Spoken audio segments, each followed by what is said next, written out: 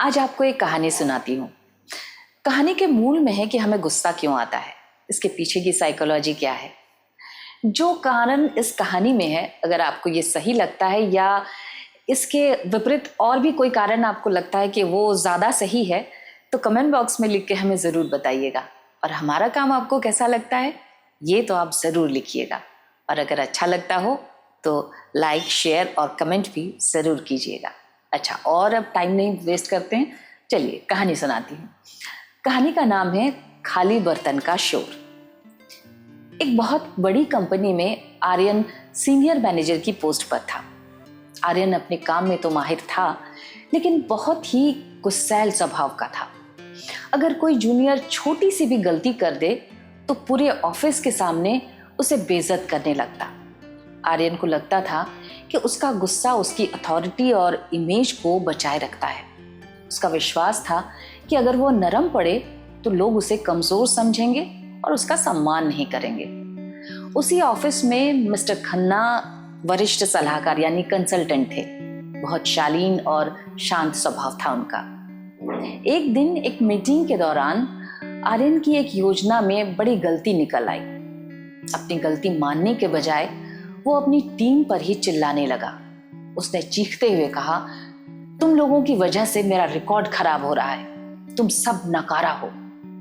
असल में आर्यन का ईगो यानी अहंकार इस बात से डर रहा था कि उसकी गलती पकड़ी गई है, इसलिए उसने बचाव के लिए गुस्से का सहारा लिया।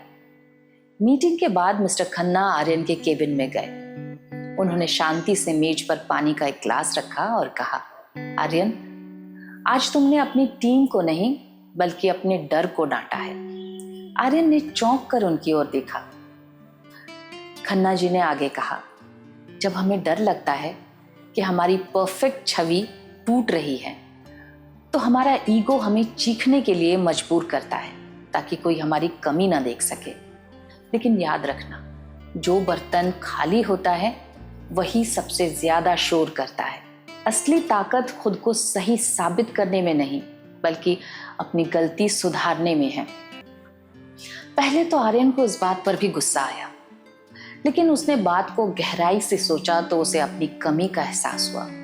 अगले दिन उसने कुछ ऐसा किया जिसकी किसी को उम्मीद नहीं थी। उसने टीम को बुलाया और कहा, कल मैंने जिस तरह गुस्सा किया वो आप सबकी गलती नहीं बल्कि मेरी अपनी इनसिक्योरिटी थी।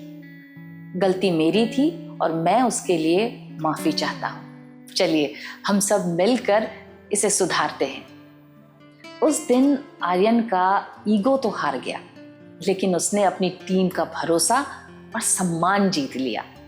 उसने समझ लिया कि अहंकार को बचाने के लिए गुस्सा करना कमजोरी है और अपनी सच्चाई स्वीकार कर लेना ही असली साहस है। सच्चा आत्मविश्वास गुस्से का मोहताज नहीं होता।